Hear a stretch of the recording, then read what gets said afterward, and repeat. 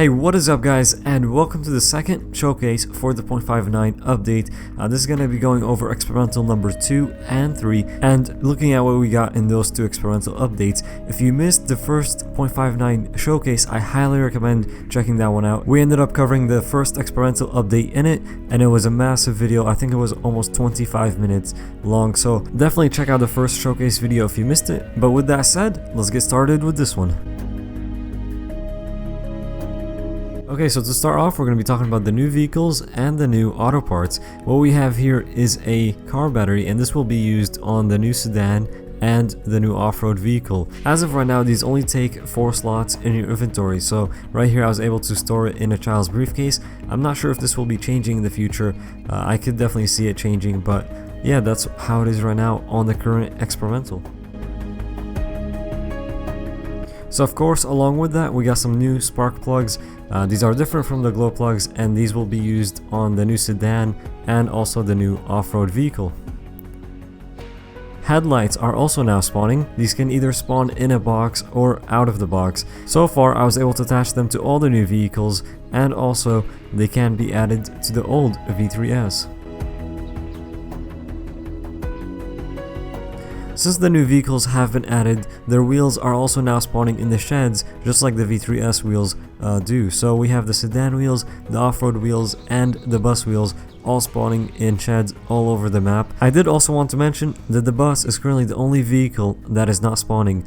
As of the 18th of November, the off-road and the sedan have started to spawn, but the bus is not spawning just yet. They haven't said why it's not spawning yet, but it is still expected to be in the 0.59 full release. The wheels can be stored in barrels and of course a vehicle's inventory. You can now tell if a V3S has a battery on it from the outside. Parts like the doors or hoods on vehicles can now be taken off or added. This not only applies for the new vehicles, but also the V3S. So here we are seeing a V3S door. As you can see, it can also take damage, and that can happen through someone shooting it. So you can basically take these off and also attach them back. Another part of the V3S that can be taken off and put back on is the hood. You can see on this one, someone has already removed the hood before I got there, but the co-driver's door can also be removed, so both doors can be removed. And let's say you're driving one, you end up getting shot at, door is now damaged or completely falls off, you can end up getting another door and attaching it back to your V3S. So here we're pretty much looking at the same parts, but on the off-road vehicle we see the co-driver door and we can also see the hood. The sedan also has similar parts. Now, what I've noticed from the vehicles I ended up finding was that they spawn with different combinations. So some spawn with one door missing, some spawn with 2 doors missing, and just the hood. Some of them can spawn with all the parts on there. It's random from what I've seen so far. Now getting into this thing, it actually looks great on the inside. Also, any damage done on the doors can be clearly seen right there. A cool feature that is only found in this vehicle so far is that you can put down the co-driver's seat or put it back up. And the reason that this feature is in is so that people can get in and out of the back seat. When I put down the co-driver's seat, I can actually climb into the back seat, and this allows for more people to be able to get into this vehicle. Unfortunately, I wasn't able to find a way to get into the trunk. So that's not a thing as of right now. Maybe it will be in the future. I know that there has been some people talking about it, so maybe it will end up happening. And by the way, when the co-driver's seat is up, the person here in the back will not be able to get out.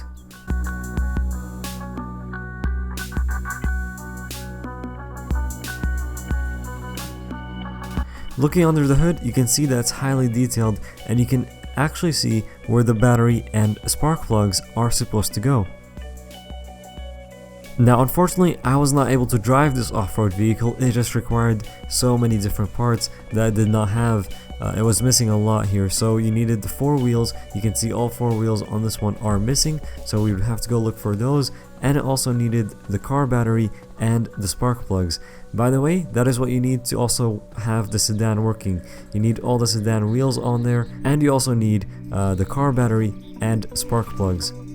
Speaking of the sedan, let's look at one of these right here. So you can see it looks pretty nice, and right there the option actually just came up for me to detach the spark plug. Since the hood is open, I can see where the spark plug and the battery goes and remove them by finding them under the hood and hitting detach. Now on the inside, the vehicle actually looks pretty nice. It's a good size sedan. You can see here 4 seats, and we also have a big trunk there in the back.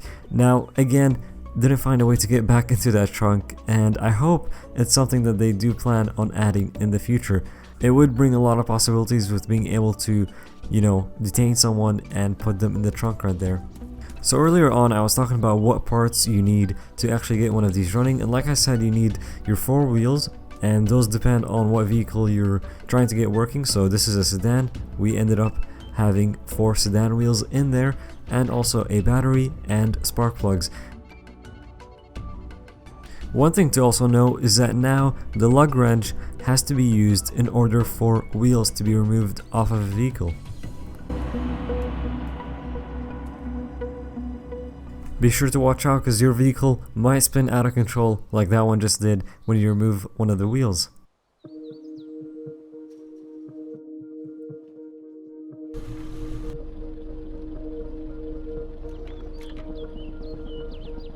Manual transmission has been added, and you can switch gears by hitting Q and E.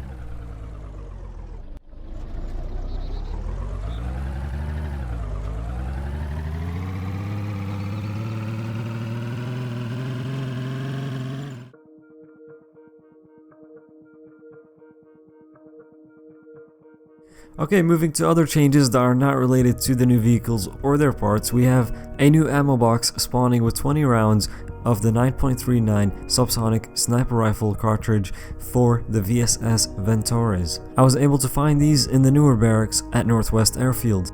Okay, so the last thing we're going to be talking about is something you guys were probably wondering about from the beginning of this video, and that is the new HUD at the bottom right. This can be enabled by adding new UI in your launch options. It is now typed on the screen, so you can just type that into your launch options.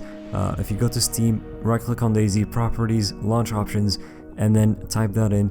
It will now appear in the game. It's only if you're using 0.59 experimental, by the way, and of course 1.59 hits stable. I do assume that this will carry over with it, but as of right now on experimental, these statuses are not working, so it will appear at the bottom right, but they don't change. I'm thinking in the future, of course, they will be changing and it will be working statuses, but at the moment you can kind of get an idea of what it looks like, and yeah, just kind of interesting if you do want to use it along with the new UI. But that's gonna do it for this video. I do hope you guys enjoyed it. If you did, don't forget to hit that like, and if you are new to the channel, you can subscribe for more videos. And as more experimental updates come out, I will be making more videos. I'm not sure how many more experimental updates they plan on doing for 0.59. I do expect maybe 1 or 2, but we'll see what ends up happening. 0.59 is right now at experimental update number 3, and when it's ready, it will be moving over to the stable branch. Cannot wait for that, and hopefully that will be happening sooner than later. Thank you guys for watching, hope you enjoyed it, and we'll see you all in the next video.